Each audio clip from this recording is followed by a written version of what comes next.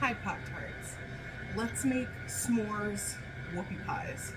Now to make it s'mores, I'm doing a vanilla whoopie pie cake, filling it with the traditional marshmallow cream, and then I'm going to roll them in like mini chocolate chips and graham cracker pieces. Okay, so this is from Sugary Logic, this recipe. So pop on over there if you want that, but I'm going to make a larger batch than you, but I will say the ingredients you need and put them here on the screen. In a mixing bowl, 1 stick of unsalted butter, 3/4 of a cup white granulated sugar.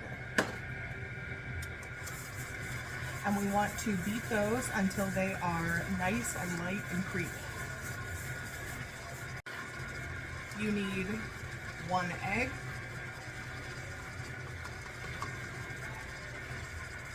mix that in,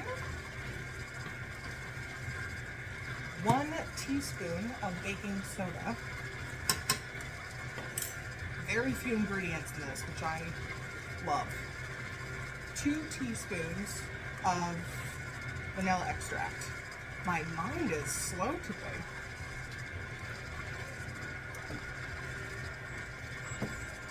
Half a teaspoon of salt. If you're using salted butter, omit this step. And let that mix until it's combined and creamy. Make sure you scrape down the sides of your bowl.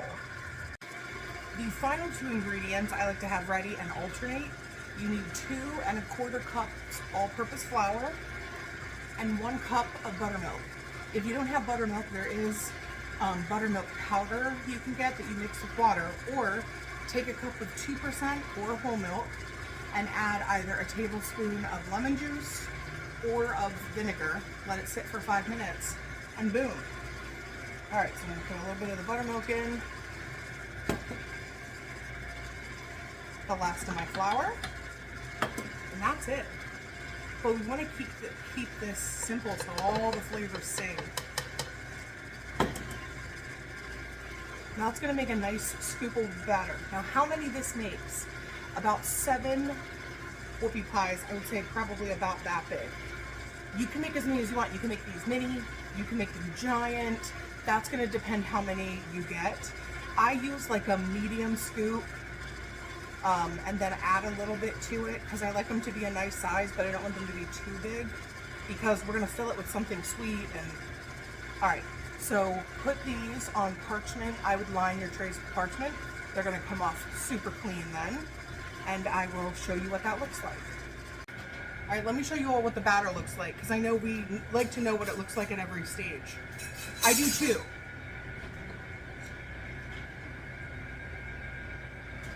That should be about where we are.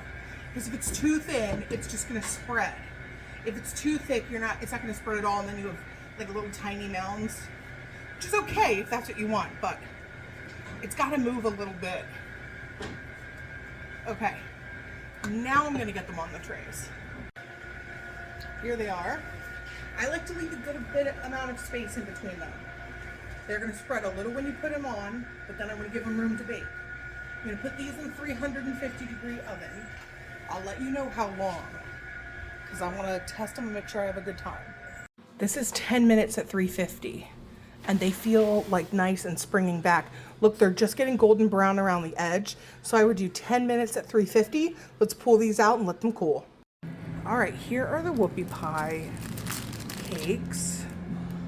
They look beautiful. They're spongy.